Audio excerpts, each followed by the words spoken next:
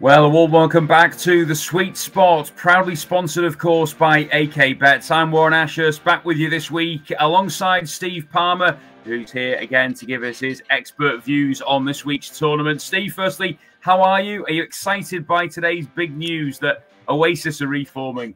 I am. The rumours were rife, and it is true. So, yeah, a real scramble for tickets on Saturday morning, I believe. I'll be doing my best to get one, and then will inevitably fail, and then it'll be a case of how much you're prepared to pay for one, won't it? So yeah, let us know in the comments section, how much are you prepared to pay for an Oasis ticket if you don't get one at face value? My wife asked me that question last night, and she was pretty stunned when I said £15,000 and pretty alarmed, but yeah, we shall see what happens. It'll almost be as expensive as a ticket to the Open Championship these days, by the sounds of it. So, yeah, looking forward to that. Of course, we'll get Steve's thoughts on this week's events coming up very shortly. But AK Bets, of course, just to remind you, are the sponsor of the Sweet Spot, and they've got an excellent welcome offer for you. You place your first bet on any golf market and get 50% off your stake back as a free bet up to £25. Terms and conditions apply. Please remember to use the code SweetSpot25 when signing up. Well, first off, let's look back then at last week's highlights. We had 3 tournaments, of course, and we'll start off with the Danish Golf Championship. Frederick Lacroix was the surprise winner, Steve. I don't think many people would have tipped him up at the start of the week. Well, he was a 35-1 chance. He played well in Prague the previous week. I mean, it's been a frustrating fortnight for us because David Revetto, of course, won in Prague.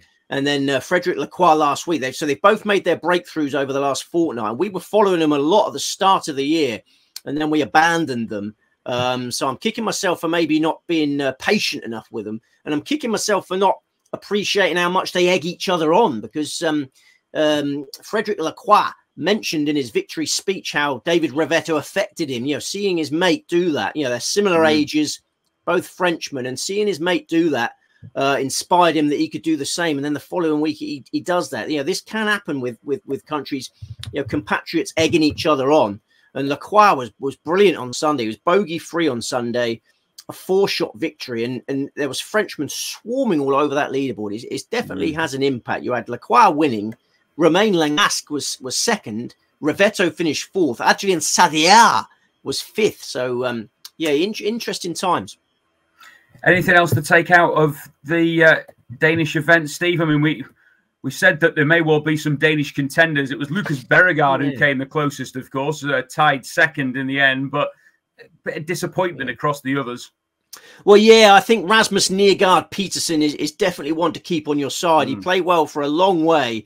I thought I was going to get the place money from Nergaard Peterson, but then he made 3 bogeys in his final 4 holes. You know, the inexperience told at the end there, but he's clearly got an extremely bright future. I really like the look of him. David Micheluzzi, he tied 10th, was a great value loser. I mean, he was 1 shot outside of the big tie for 5th place. So I was pretty heartbroken by David Micheluzzi. But yeah, keep both of those players on side going forward. Okay, let's turn our attentions now to the PGA Tour, because it may well have been a first-time winner on the DP World Tour, but we had an experienced winner in Keegan Bradley in the US. For anybody who's watched the Netflix documentary in terms of Keegan Bradley, probably a lot of sympathy with him, bearing in mind what happened with the Ryder Cup last time. And this is a huge victory for him at a latter stages of his career, should we say, Steve? Yeah, he was gutted to miss out on the Ryder Cup place. And then suddenly, a few weeks ago, he's given the Ryder Cup captaincy role, one of the biggest shocks in modern sporting times, I would say. And 80-1 winner last week. I don't think many punters would have had Keegan Bradley. Very difficult to identify. Done nothing for 2.5 months.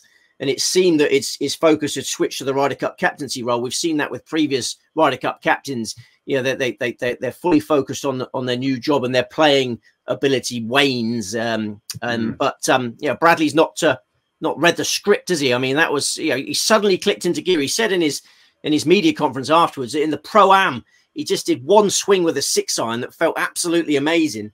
And after he flushed that 6-iron, he just confidence flooded into his system. It's just such a crazy sport, isn't it? He's been rubbish for 2.5 months. He has 1 swing that feels amazing in the Pro-Am, and then he played great for the rest of the tournament. So yeah, the bookies would have been pleased with that one. Frustrating tournament for us. We had 3 players tied for 13th place: Wyndham Clark, Patrick Cantlay, and Tom Hoagie. Thank goodness for the ladies' golf last week. Indeed, we'll get onto that in a moment. I mean, all 3 that you mentioned there, Wyndham Clark, Patrick Cantlay, and Tom Hoagie, were sort of there or thereabouts. They always kind of looked like they might threaten to go to the upper echelons of the leaderboard, but in the end, just couldn't get anything going. Also, as well, Steve, how do you look upon it?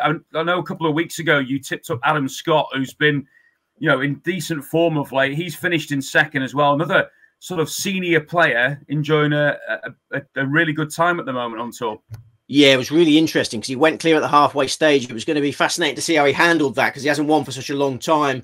And he won't be encouraged with what happened. The putter went very cold because the putting has been okay for a long time. But under the heat of it's a big event last week. And in the heat of battle, his putting let him down. And I think Adam Scott, you've got to be careful with him going forward after that performance. We must mention some of the big names that have missed out because we'll discuss all the players in the Tour Championship. The top 30 have got through, but Jason Day was lost last week. Matt Fitzpatrick was lost. Matt Fitzpatrick will be heartbroken. He's got a lot of ties in Atlanta and he won't be there this week. Cameron Young, Max Homer. So only 30 have survived. Those 4 have gone.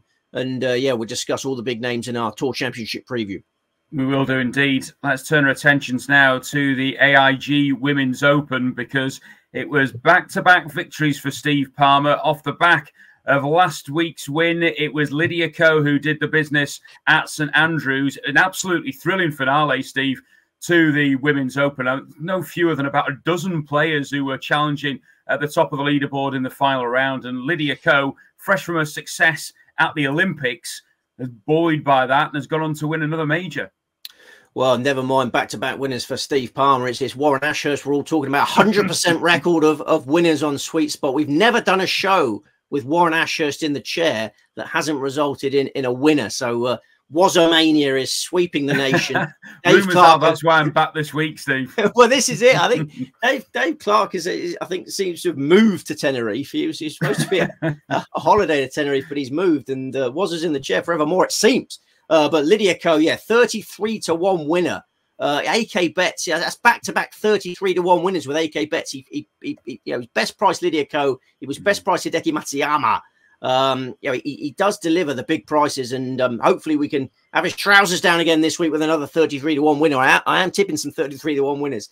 I like this theme that's developing. But Lydia Ko is such a feel-good victory, wasn't it? Whether you backed her or not.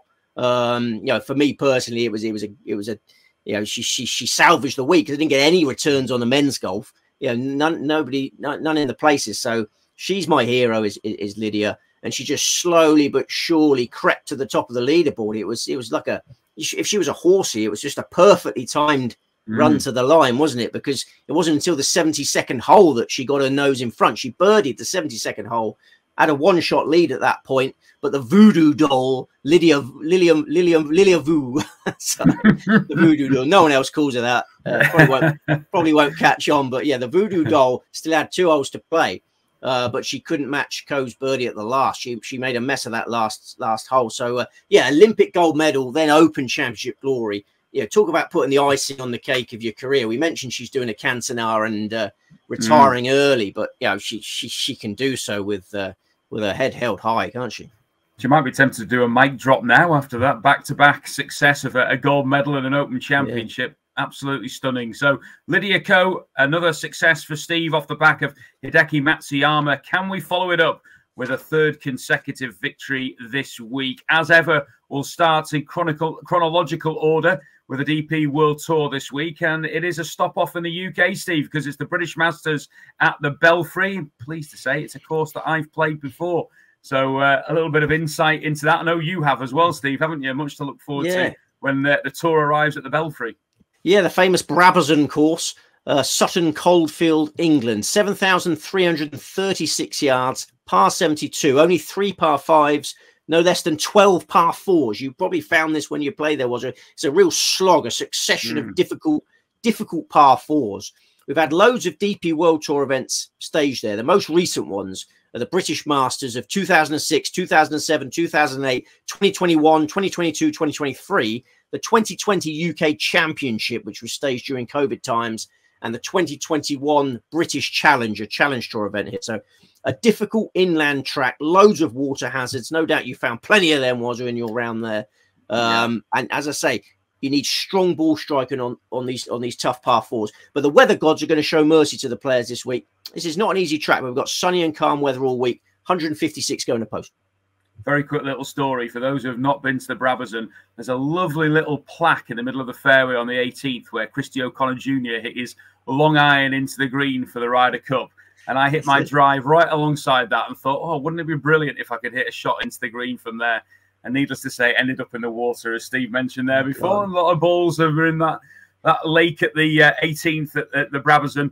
In terms of the odds this week with AK Bets for the British Masters, Tyrrell Hatton, with a rare appearance, of course, these days on the Live Tour, is the 7-1 favourite. Matt Wallace, 25s. Tom McKibben, 25s. And then we've got 3 players at 28-1. Matthias Schmid, Rasmus Højgaard, and Thorbjørn Olesen. It's bigger the rest. How many tips, Steve, for the British Masters this week? 4! I think that was 4. 4 right ones. Around there. 4 right. So, 4 tips overall. Who is our... Excuse me. Clear my throat. 4 tips. It wasn't me shouting 4. 4 tips this week, Steve. Who is your main selection? It's Thriston the Piston Lawrence, a big friend of the sweet spot. He's 33-1 with AK Bets. They've been very vulnerable lately with their 33-1 chances. Here's another one. He's the second highest ranked player in this field, was he? Only Tyrrell Hatton, as you mentioned, has a superior world ranking to Lawrence. Thriston the Piston does not get the respect he deserves. He's a 4-time DP World Tour champion. He's only 27 years of age. He looks a lot older, but he's only 27. He had a superb amateur career in South Africa, now prolific champion as a professional. His last DP World Tour victory came last summer in the BMW International. His last Sunshine Tour victory came last week.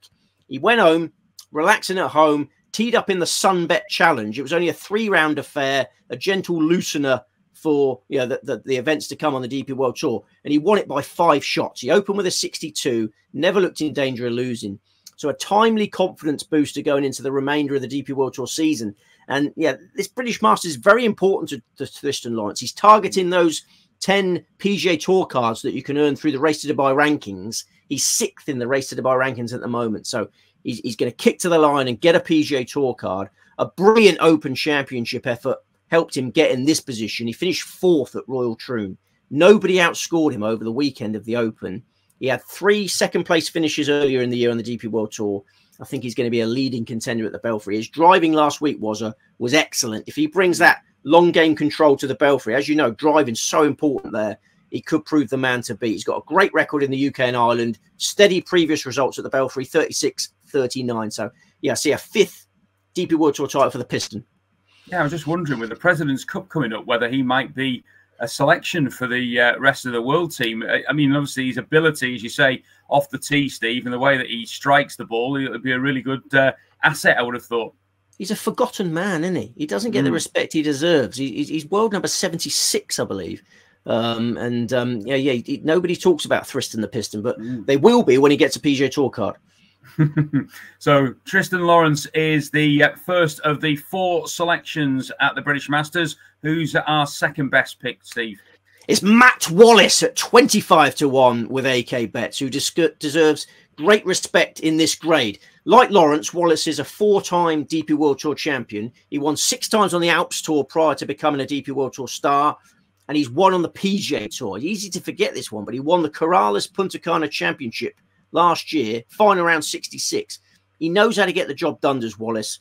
Whenever he tees up on the DP World Tour, you've got to consider him. It's easy to forget how good he can be.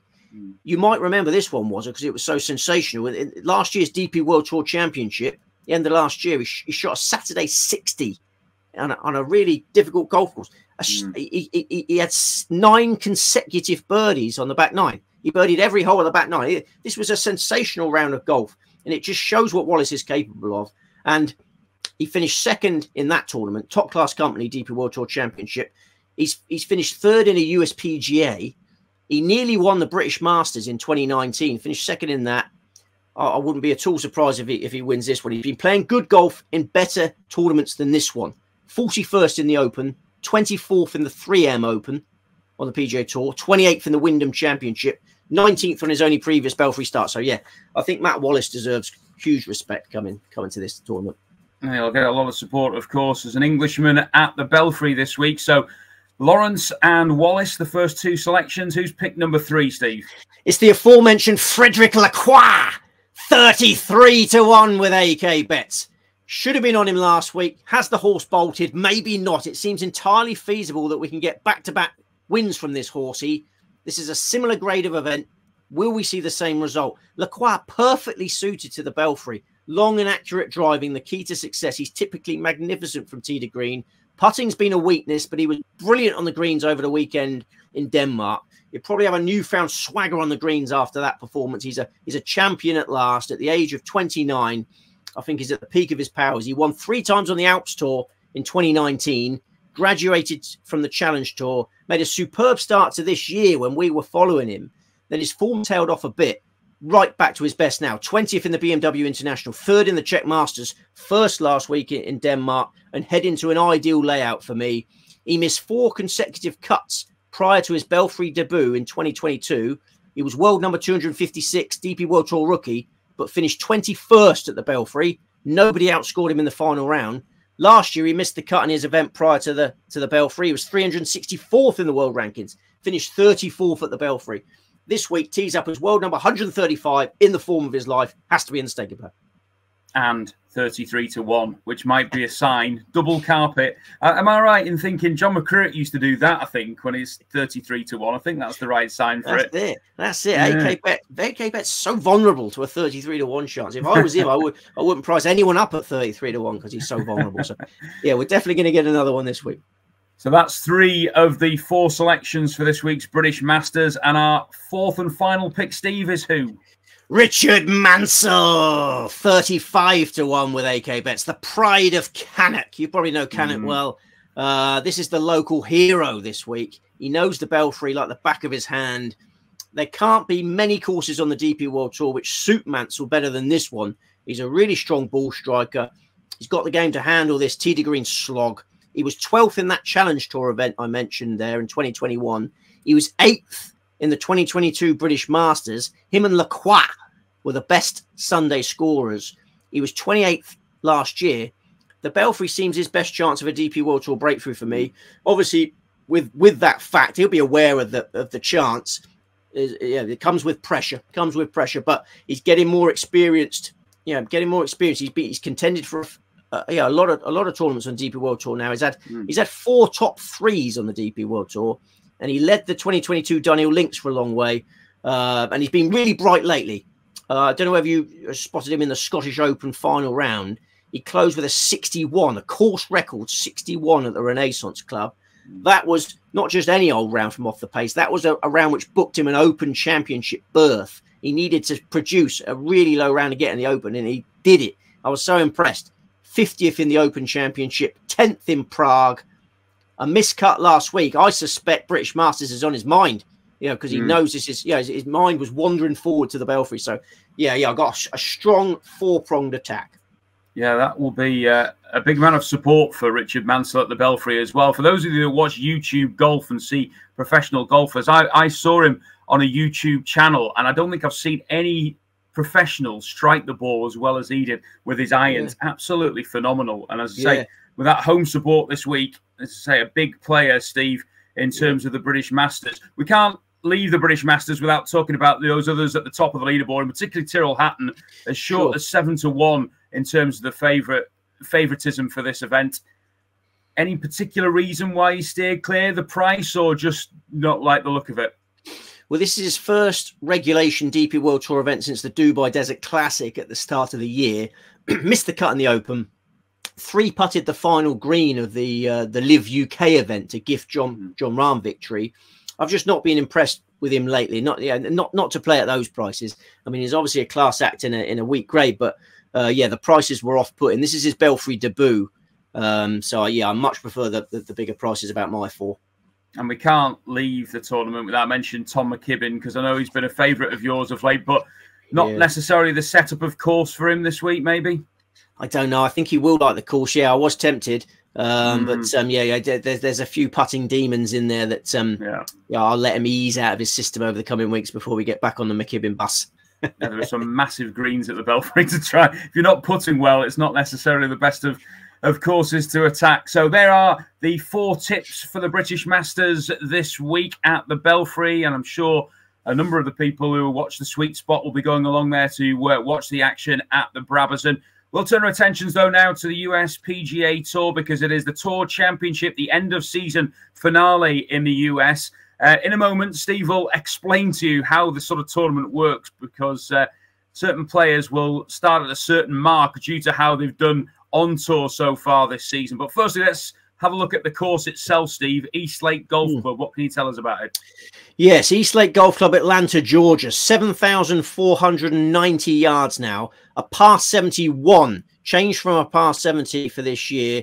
3 par 5s, 11 par 4s, 4 par 3s. Eastlake, the traditional curtain closer of the PGA Tour season, has hosted the Tour Championship in 1998, 2000, 2002, and from 2004 onwards. But we've had a major redesign since the last Tour Championship. It's been a year-long project led by Andrew Green. It's only just finished. Every hole is different, bunkers moved, trees removed, loads of trees removed, mounds added. The greens are much bigger than they were before. They're more undulating. It looks completely different.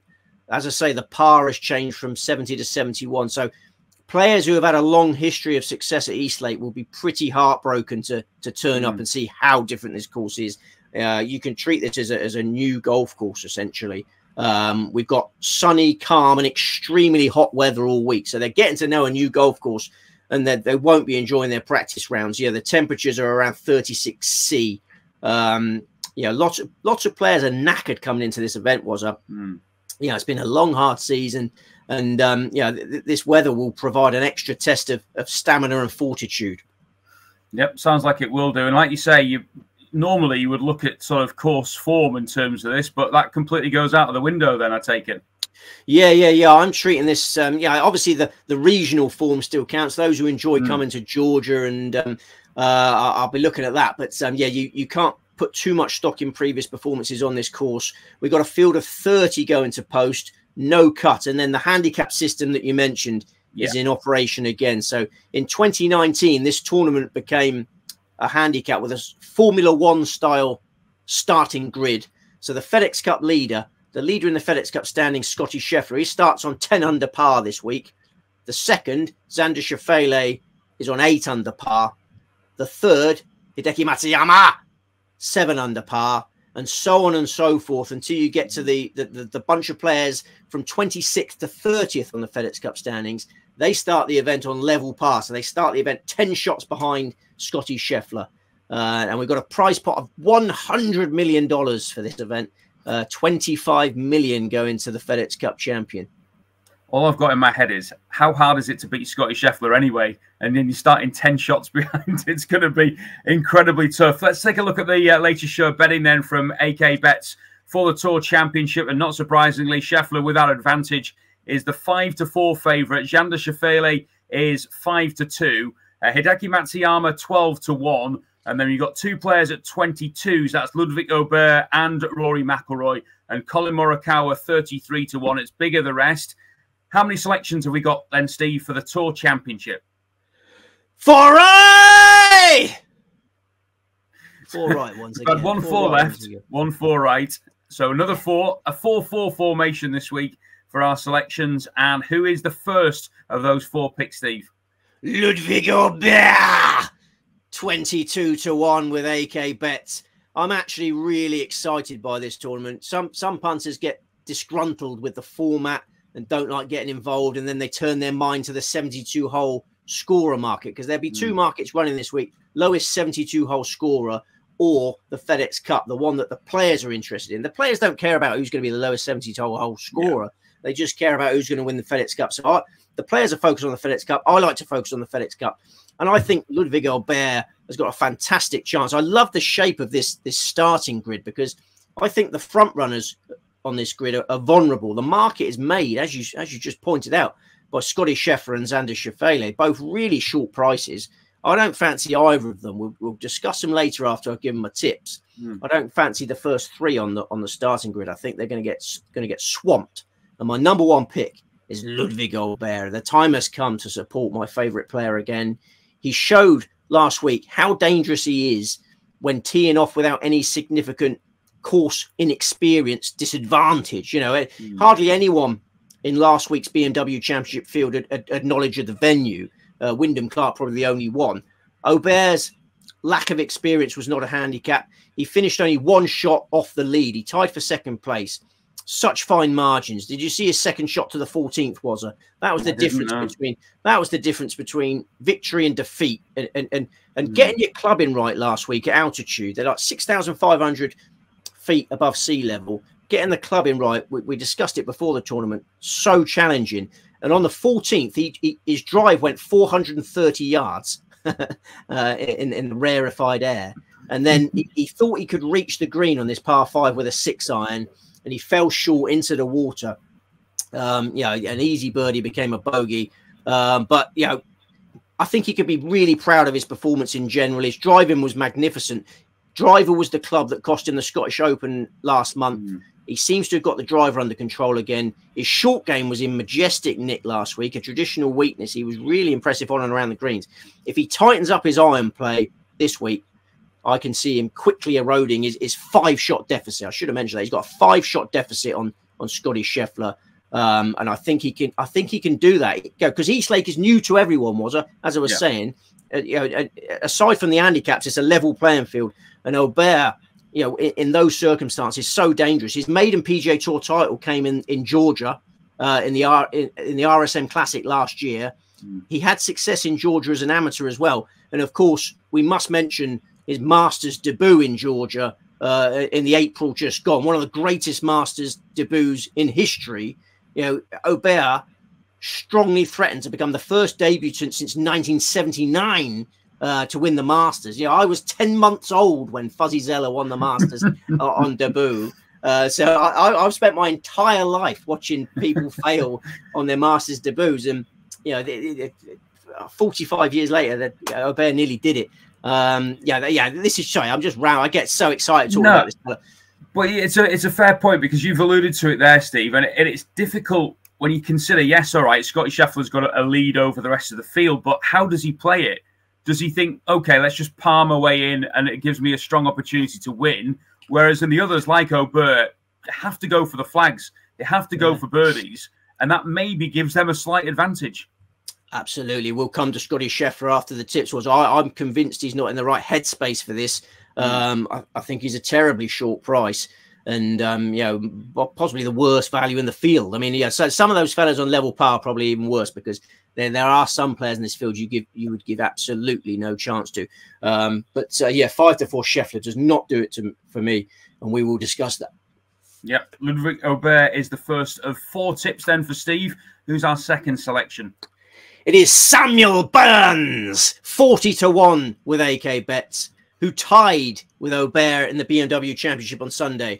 Burns has quietly had an excellent PGA Tour campaign. He was great at the start. He had a little dip in the middle when he became a father for the first time. Now he's finishing the season with a wet sail.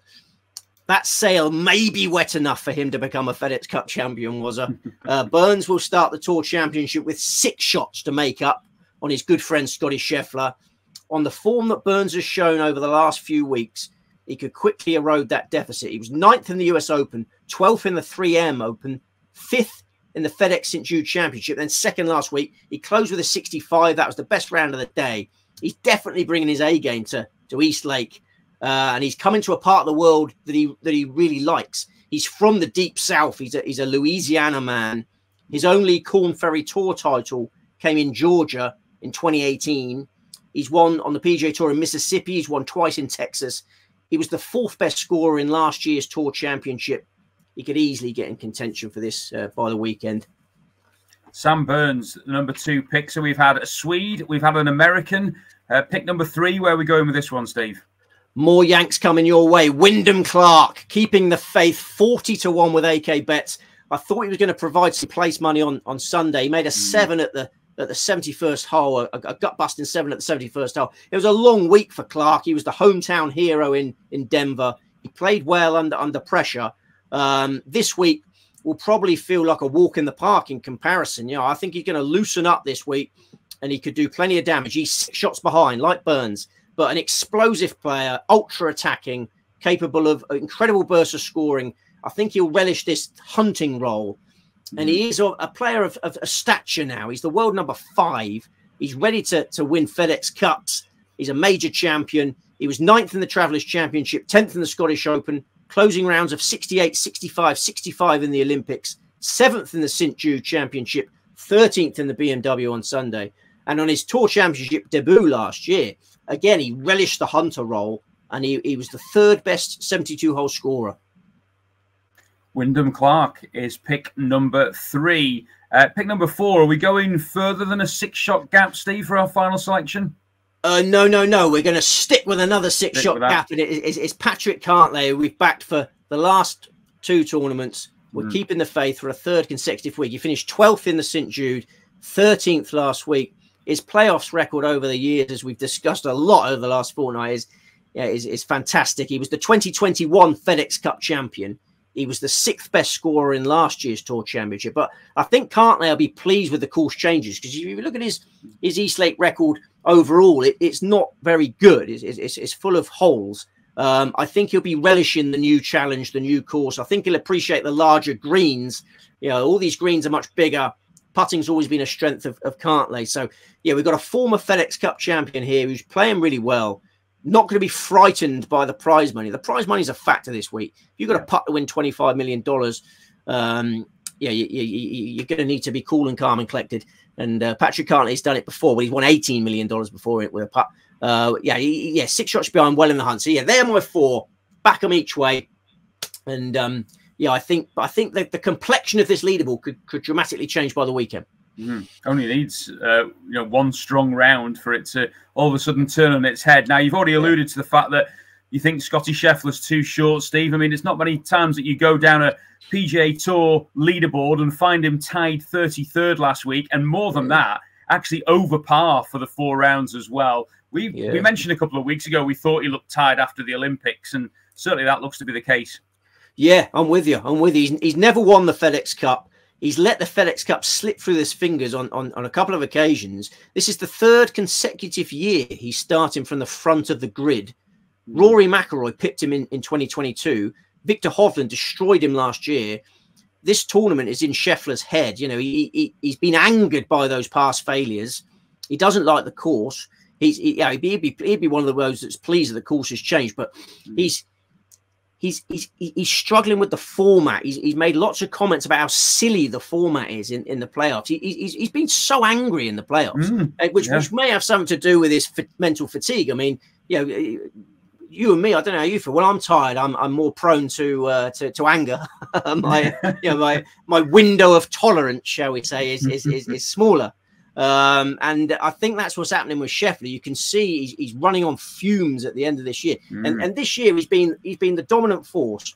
And he's really angry that the season-long winner might not be him. You know, he's got a real chip on his shoulder about this, and rightly so. If you think about it, he's won 6 times this year. They've all been massive events: a major, the Players' Championship, 4 signature events.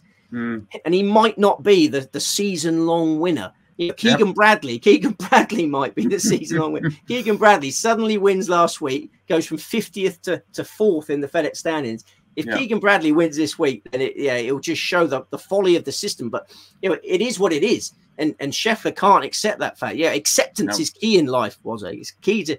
Well, I was going to say, Steve, as well. Do you think that the Xander Schauffele situation is also impacting? Because you could argue that the two of them are pretty much level for golfer of the year. Let's say if you were selecting one, and maybe that's kind of creeping into his mindset as well. He's thinking, he's probably had a slightly better year than me. And also, I might not win this FedEx Cup after dominating for long periods.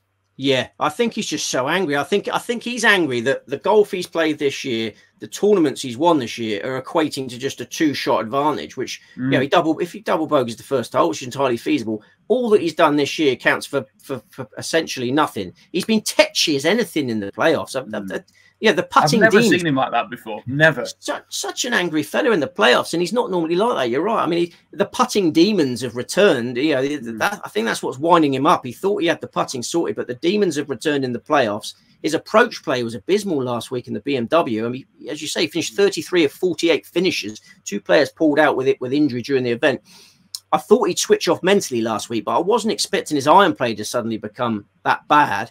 I think he's running out of puff, and I think the FedEx Cup will elude him again. I'll give you a stat, only 2 of the 5 Tour Championships under this format have been won by the top seed. That mental struggle of starting a tournament already in front has unsettled some players. And it may well unsettle Scheffler again this week.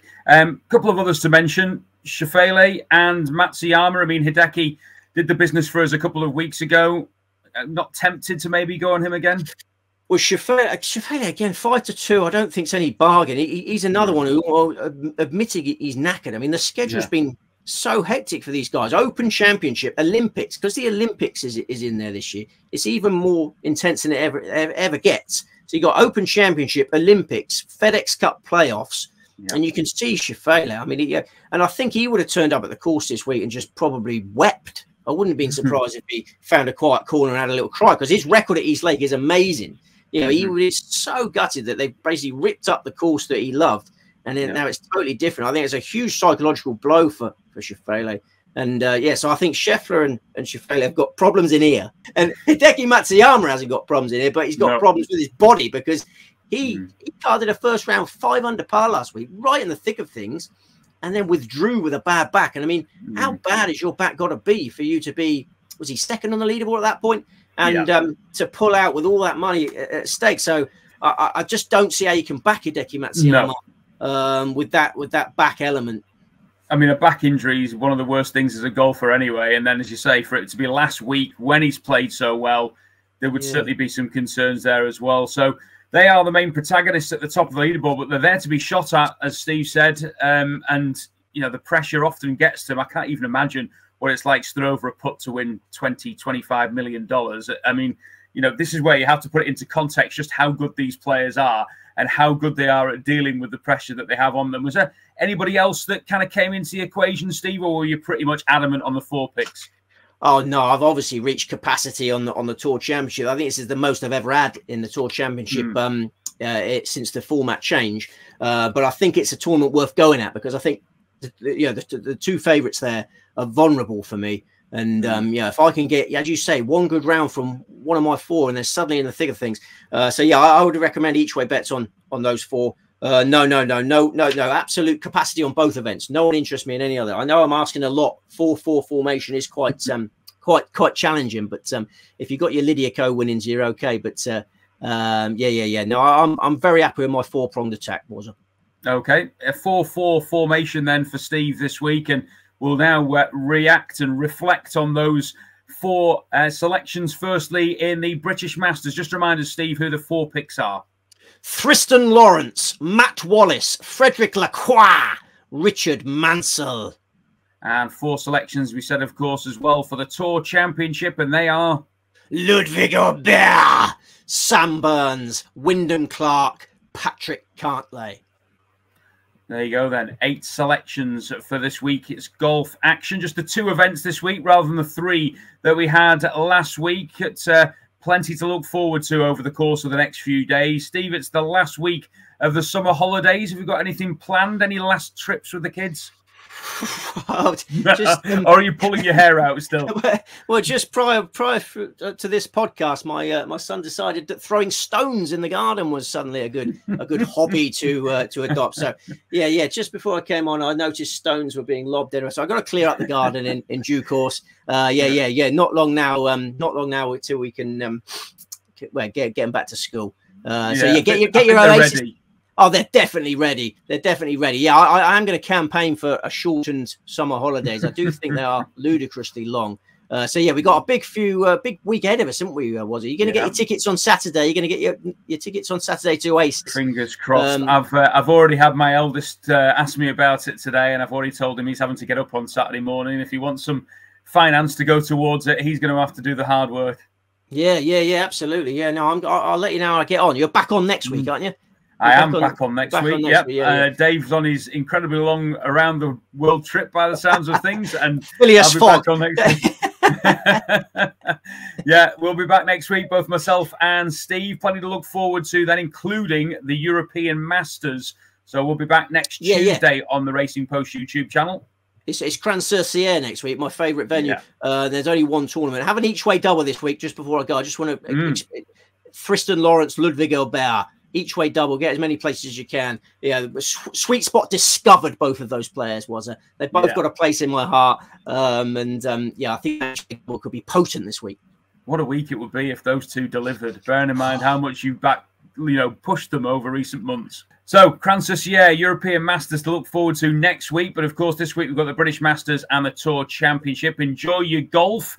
Make sure, of course, that you gamble responsibly. And in the meantime, of course, don't forget to like, comment, share, and subscribe. But from me and Steve for now, thanks for joining us.